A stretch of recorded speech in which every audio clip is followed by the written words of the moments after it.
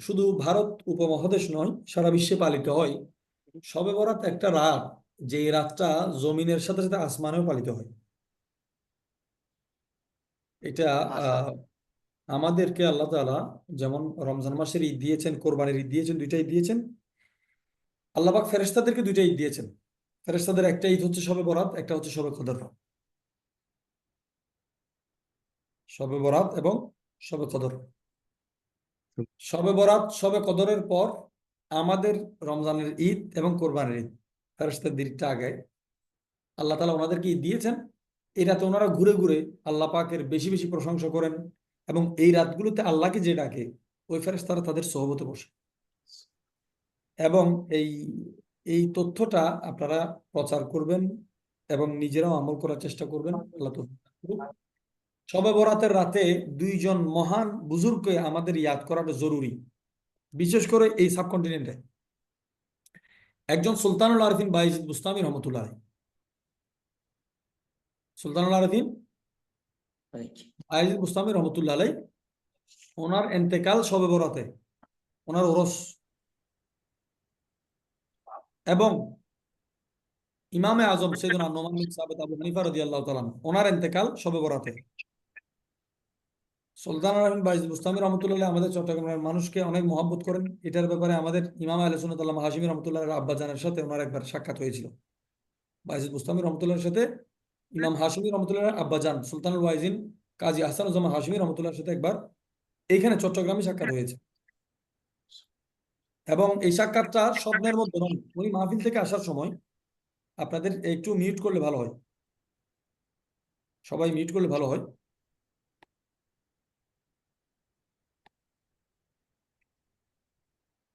শবে বরাতে এই উনি মাহফিল থেকে আসার সময় একদিন আমাদের এই বাইজিতের মধ্যেই সাক্ষাৎ হয়েছিল হযরত সুলতানুল আরিফিন বাইজিদ বুস্তামি রহমতুল্লাহর সাথে। এগুলো মানুষের কাছে কাকতালীয় মনে হতে পারে, কিন্তু যে মানে না তাকে মানানোর আমাদের কোনো দায়িত্ব নাই। এগুলো না মানলে কেউ কাফেরও হবে না। আমরা এতটুকু বিশ্বাস করি যে আমাদের বুজুর্গরা জিন্দা আছেন, ওনাদের তাসাররুফাত, নড়াচড়া করার, ভিতরে বাইরে যাওয়ার ক্ষমতা আল্লাহ তাআলা দিয়েছেন।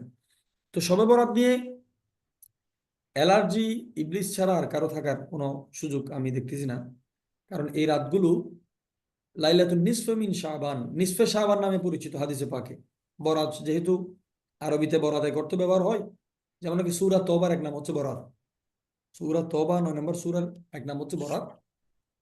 আর আহ মুক্তির রাত, এই রাতে আল্লাহ তাআলা ক্ষমা করেন হিংসুক ছাড়া সবাইকে। এখন যারা বরাতকে হিংসা করে তাদের ক্ষমা কোথায় যাবে? যারা মানুষকে হিংসা করে তাদের তো নাই। যারা বরাতকে হিংসা করে, যে বরাতের লোড নিতে পারে না, এদের ক্ষমা কোথায়? আমরা দেখি বিরোধীদের প্রত্যেক বছর বরাতের ব্যাপারে এক একটা বক্তব্য আসে ভিন্ন ভিন্ন, আগের বক্তব্যের সাথে কোনো মিল নেই। তারা বলতেছে কোনো অস্তিত্ব নাই। আবার কিছুদিন পরে তাদের বক্তব্য পাওয়া যায়, তাদের শাইখুল হাদিসের, বলছে এটা এমন রাত ইবাদত করতে হবে না, ঘুমাইলেও আল্লাহ ক্ষমা করে দেয়। আর ভাই, যে রাতে ঘুমাইলে আল্লাহ ক্ষমা করে, এই রাতে সজাগ থাকলে ইবাদত থাকলে কেমন ক্ষমা করবেন আল্লাহ?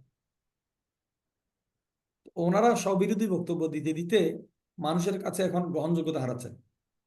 তো আমার প্রশ্ন, আমি আজকেও জুমাতে বলেছি যে আপনি মানেন নাই, এত বছর সমস্যা নাই, আপনি এই রাতটা অন্তত পক্ষে জায়নামাজে একা, আপনার দোস্তদের থেকে, বন্ধুদের থেকে, পরিবার থেকে জুদা হয়ে এই রাতটা আপনি জায়নামাজে কাটান তো।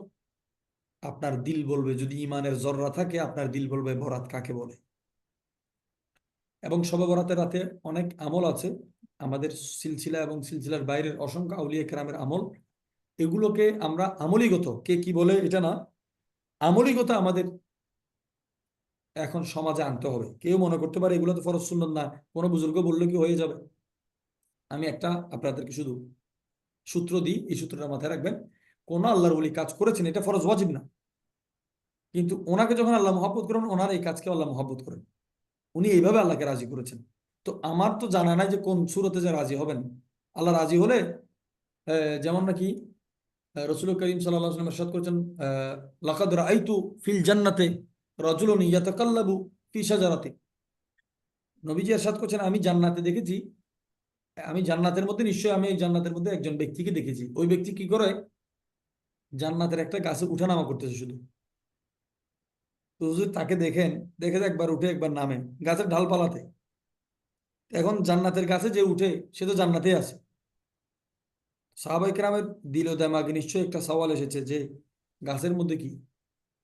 আমার নবীজি প্রশ্ন করার আগেই উত্তর দিয়েছেন।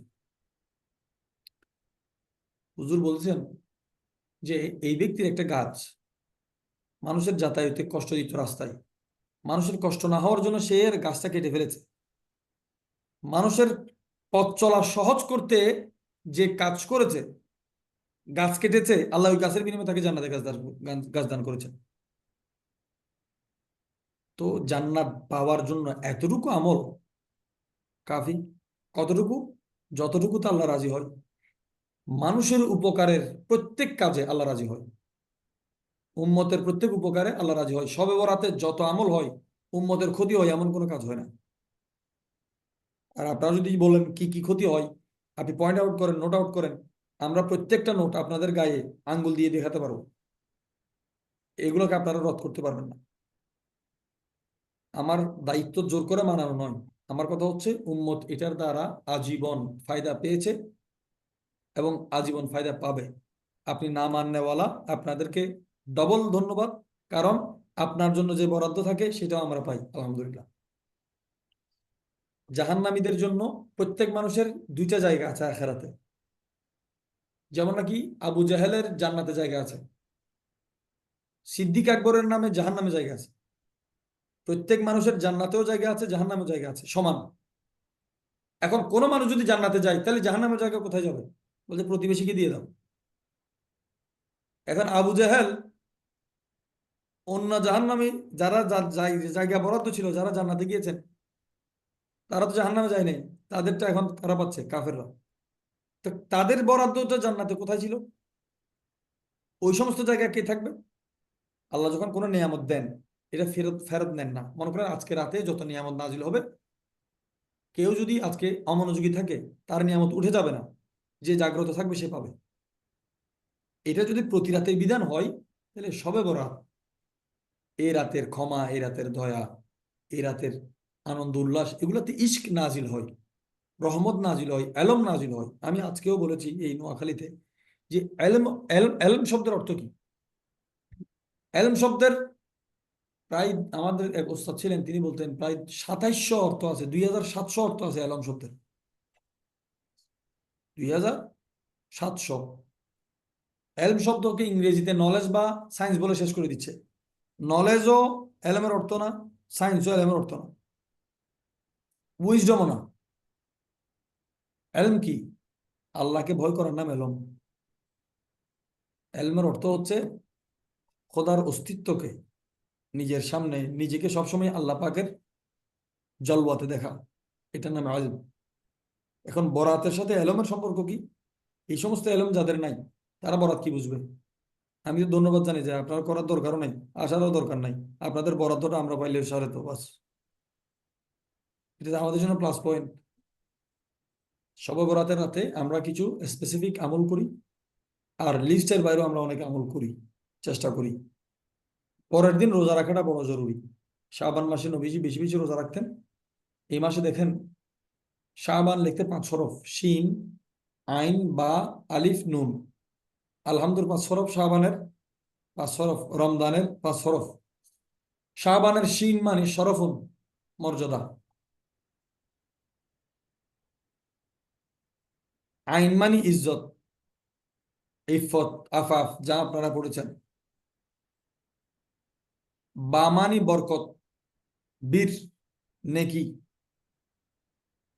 আলিফ মানে উলফত, উলফত মানে মোহাব্বত। নুন মানে নূর। আইন মানে অলু। এক একটা অক্ষরের মধ্যে এক একটা রাজ আছে। এই মাস নবীজির মাস। এই মাসে বান্দার আমল আল্লাহর দরবারে উঠে। এখন নিসফে শাবান হচ্ছে শাবানের সবচেয়ে দামি রাত।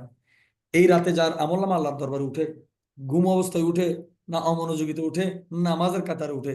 এখন আমরা তো হাদিসে পাকে দেখেছি যে নবীজি ইরশাদ করেছেন, হুজুরকে যখন জিজ্ঞাসা করা হলো আপনি এই মাসে বেশি রোজা রাখেন কেন ইয়া রাসূলুল্লাহ, হযরত ওসামা বিন যায়েদ রাদিয়াল্লাহু তাআলা জিজ্ঞেস করলেন, বলে এই মাসে বান্দার আমল আল্লাহর দরবারে উঠে। আমি চাই আমার আমল যখন উঠবে, হুজুর তো আমল ওঠার প্রশ্ন আসে না, উম্মতের তালিম এটা, আমার আমল যখন উঠবে আমি রোজাদার হিসেবে আল্লাহর দরবারে উঠি। তো হুজুর যদি রোজাদার হিসেবে পছন্দ করেন, আমরা রোজাদার হয়ে পছন্দ করি, আমরা নামাজ হই, আল্লাহর দরবার উপস্থিত হই, সারা বছর তো গেছেই আমাদের বেকারে। এই এই গুরুত্বপূর্ণ রাতগুলোতে যারা, আমরা যদি লিস্ট করি, যারা মানে নাই তাদের লিস্ট, যারা মানে তাদের লিস্ট, আপনি অমান্যকারীদের মধ্যে গৌসে পাক নাই, খজা গরিবের নামাজ নাই, দাতা গঞ্জে বক্স নাই। এখন দুই দলের যদি শুধু নামকে আমরা বের করি, আমাদের তো অবস্থান ক্লিয়ার। দরকার কি? আমাদের বুজুর্গরা যারা, আপনারা বলছেন বেদাত, যারা মানার পরেও বড় বড় বুজুর্গের মসনদে তারা আসীন আছেন, আমাদের তো আপনাদের সেই আলোচনার দরকার নাই। আমি তো এটাকে বলি গোস্তাখে কোরআন। তারপরে মাহফিল হচ্ছে এখন তফসিলুল কোরআন, খেয়ানাতুল কোরআন, কোরআনের খেয়ানত করা হচ্ছে। কোরআনুল করিমের আয়াতে আল্লাহ তাআলা বলেছেন লাইলাতে মুবারাকা, লাইলাতে মুবারাকা মানে, লাইলাতে মুবারাকা মানে বরকতময় রজনী, কোরআন যেখানে নাজিল হয়েছে। বরাত হোক কদর হোক, প্রতি রাতের আলাদা আলাদা কদর আছে। কিন্তু নিসফে শাবানকে রসুল পাক মেনশন করেছেন যে শাবানের 15 তারিখের রাত, এটা বড় গুরুত্বপূর্ণ রাত। সাহাবাই কেরাম মেনেছেন, রোজা রেখেছেন, তাবিন, পরবর্তীতে আইমাই কেরাম কাজ করেছেন। আউলিয়া কেরাম এই রাতের লুৎফ উঠাতে গিয়ে, এই রাতের মজা, আল্লাহ তাআলার জজবা ইশক নিতে গিয়ে ওনাদের মন চাই আরেকটু ইবাদত বেশি করি, আরেকটু ইবাদত। এইভাবেই কিন্তু আমাদের নামাজগুলো আস্তে আস্তে এক্সটেনশন। এগুলো ফরজ ওয়াজিব না। আর কেউ যদি বলে এখানে দলিল কোথায়, আমি বলি নফলের দলিল চাইলে মানুষ পিটাবে, কারণ নফলের কোনো দলিল লাগে না। নফল এবং বেদাতের তফাৎ কি, এটা বললেও মানুষ বাইজে যাবে। কোন জিনিসকে বেদাত বলা হবে, কোন জিনিসকে নফল বলা হবে, মানুষের এই ন্যূনতম আক্কেল এখন নাই। আপনারা তো দেখতে পাচ্ছেন, এই বেয়াদবরাই রসুল পাকের সামনে বেয়াদবি করে। মুসা আলাইহিস ইসলামকে ভেঙ্গাই ভেঙ্গাই, নাউজুবিল্লাহ মিন জালিক, যে উনি থোতলা, এইভাবে নবীকে থোতলা বলা যায়? এই যে এই নোয়াখালীর একজন বক্তা, কুখ্যাত বক্তা, কিছুদিন ফেরি করে, কিছুদিন গান গায়, আবার মুফাসসির সাইজা এই ইংলিশের আরবির 12টা বাজায়। সে এখন বলতেছে রসুল পাকের প্রস্রাব মোবারক নিয়ে কি কথা বললো। একজন মানুষের বিন্দু পরিমাণ তাদের ঘিন, ঘিন নাই, বিন্দু পরিমাণে এহসাস নাই, যে একজন মানুষ, আম মানুষ, লেখাপড়া করে না এমন মানুষ তো রসুল পাকের সামনে এই কথা বলবে না, যে যাত্রা বাইরে ডাস্টবিনে নাকি প্রস্তাব করতেছে, নাউজুবিল্লাহ মিন যালিক। এদের আখলাক গুলো কেন এমন হচ্ছে? কারণ বরাত থেকে এরা বরাত হয়ে গেছে, বরাত থেকে এরা জুদা হয়ে গেছে, কদর থেকে জুদা হয়ে গেছে, মেরাজ থেকে জুদা হয়ে গেছে। আপনি দেখেন এই ফেতনাটা এখনো প্রতিষ্ঠিত হয় না, কিন্তু সামনে দেখবেন 27শে রজব আমরা কি করি, মেরাজ শরীফ। এদের একটা চক্র কাজ করতেছে যে রজবে মেরাজ হয় না এটা প্রমাণ করার জন্য। প্রথমে বলছে রসুল স্বপ্নে গিয়েছেন, তারপরে বলছে বলছে বাস্তবে বাইতুল মুকাদ্দাস পর্যন্ত গিয়েছেন। তারপরের বছর তারা ওয়াজ করতেছে যে আসমান পর্যন্ত ঠিক আছে, কিন্তু আর উঠে নাই। আমি যে আস্তে আস্তে উঠতেছে তো উপরে, প্রথমে ছিল স্বপ্নে, এখন আস্তে আস্তে উঠতেছে উপরে। এখন ওনারা প্রমাণ আগামীতে করতে, লামকান পর্যন্ত চলে যাবে ইনশাল্লাহ। হ্যাঁ হ্যাঁ, আশা করি ইনশাল্লাহ। ওনারা এখন চেষ্টা করতেছে যে, আমাকে একজন ফোন করেছিলেন, উনি একজন মাদ্রাসার আরবি প্রভাষক না মহাদিস, আমি ভুলে গেছি, অনেক দেরি হচ্ছে। বলছে 27শে রজব তো মেরাজ না। তা আমি বললাম যে কখন হুজুর? বলছে রবিউল আউয়ালে। তাহলে ওইটা পালন করেন। আটকাই গেছে। বলছে না, বলে, পালন তো করবেন না, রবিউল আউয়াল আর রজব আপনার তফাৎ কি? আপনি মানলেন না, বুঝতাম যে এটা। বলছে আপনারা কি বলবেন, এটা কিতাব আছে। আমি তাহলে 2 দিনে পালন করবো, রবিউল আউয়ালও আমরা মেরাজ পালন করব, রজবে পালন করব। আপনি কি করবেন করেন। আমাদের জন্য সুবিধা সমস্যা। আমাদের চট্টগ্রামের আপনারা চিনবেন নাম বললে, আমাদের মাওলানা খায়রুল আমিন চিশতি মধ্যজুলুল আলী, আমাদের হাফেজ রুহুল আমিন হুজুরের আমাদের শায়খ। এলাকার। হ্যাঁ হ্যাঁ, ওনাকে, ওনার সাথে একটা মোনাজারের ব্যাপার ছিল একবার। উনি আমাকে ফোন করেছেন, আমি জুমাতে যাচ্ছি, এই হাঁটতে হাঁটতে জবগুলো দিয়েছিলাম। মোনাজারাতে এখন হুট করে ওনাকে ওখানে প্রশ্ন শুরু করছে। উনি আমাকে ফোন দিছে, বলছে ভাই এই প্রশ্নগুলো, আর অ্যারাবিক গ্রামারে যেমন নাকি আমরা ইয়া নবী বলি, এখন ওরা বলতেছে কোরআন আছে ইয়া ইউহান নবী, আপনারা ইয়া নবী কিভাবে বলেন, বেয়াদবি হবে। তো আমি ওনাকে বললাম আপনি এখানে জব দিয়ে না, আপনি শুধু এতটুকু বলেন যে তাইলে এটা যদি বেয়াদবি হয় শুদ্ধ কি হবে। ইয়া ইউহান নবী তো, আপনি বলেন ইয়া ইউহান নবী সালামুন আলাইক, এভাবে আপনি ক্যাম করেন তো।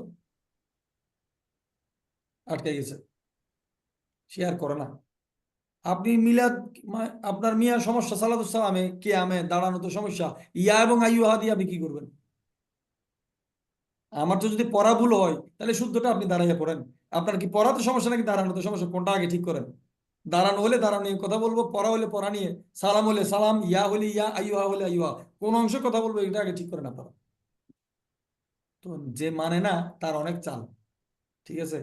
আমরা ওনাদের কথার জবাব দিই না, আমরা এটাই মানি শবে বরাতের রাতে ইবাদত করতে না পারলে, বিশেষ করে আমাদের মা বোনেরা, আপনি অসুস্থ থাকলে বসে থাকেন, সজাগ থাকেন, তসবিহ পড়েন, অসুস্থ শরীর নিয়ে আপনার জাগ্রত থাকাটাও ইবাদতের সমান হয়ে যাবে। এবং এই বরাতের রাতে সমস্ত ওলামায়ে আহলে সুন্নাত এবং মাশায়েখ, পীর মাশায়েখের জন্য দোয়া করবেন, আল্লাহ যাতে ওনাদের মাধ্যমে আমাদেরকে আবাদ রাখে, আমরা যাতে আহলে সুন্নাত ওয়াল জামাতের খেদমত আঞ্জাম দিতে পারি। আমাদের সামনে অনেক পরিকল্পনা আছে, জানি না হায়াত কতদিন কুলাই। আমরা কলমের খেদমত, আওয়াজের খেদমত, ব্রেইনের খেদমত, দিলের খেদমত, অনেক খেদমত আমাদের বাকি আছে এবং অনেক সম্পদেরও দরকার। ওই লাইসাল গেনা আন কাসরাতিল আরদ ওয়ালাকিন্নাল গিনা গিনান নাফস, দিলের ধ্বনি থেকে আমরা যদি শুরু করি, আল্লাহ নিশ্চয়ই আমাদেরকে খালি হাতে রাখবেন ইনশাল্লাহ। আমাদের গোছ আছে, খোয়াজা আছে, আমাদের অভাব কিসের? আল্লাহ আমাদের তো